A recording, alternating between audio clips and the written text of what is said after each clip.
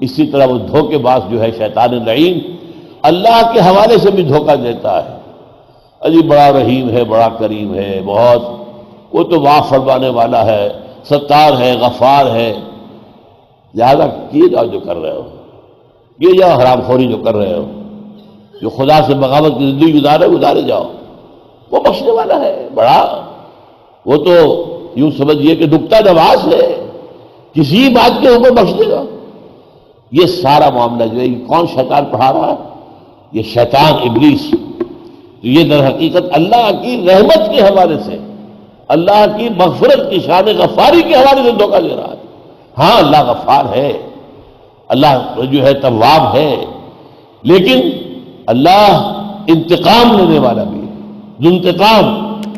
اللہ تعالیٰ شدید العقاب بھی ہے، سزا دینے میں نہایت سخت بھی ہے. یہ بھی تو اللہ کی شان ہے نا. اور حضور نے یہی فرمایا کہ بندہ مومن کو اللہ کے ساتھ تعلق ان دونوں چیزوں کے بین بین رکھنا چاہیے. اس کی رحمت سے نا امید بھی نہ ہو، لیکن اس کی رحمت کی امید پر کہیں جری نہ ہو جاؤ گناہ کے اوپر. اس کے برعکس جو ہے ڈرتے بھی رہو، کیا پتہ پکڑ ہو جائے. اس کی انتہا تو ہے حضرت ابوبکر کا قول کہ ایک طرف امید کا عالم کیا ہے اور دوسرا خوف کا عالم کیا ہے. فرماتے ہیں کہ اگر مجھے یہ معلوم ہو جائے کہ تمام انسان جنت میں جائیں گے سوائے ایک کے، تب بھی مجھے خوف ہوگا شاید وہ ایک میں ہی ہوں.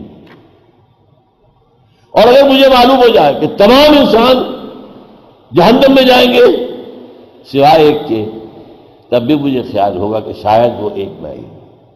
تو رجا بھی ہو، امید اور اللہ کا خوف، ان دونوں کے مابین رہا جائے.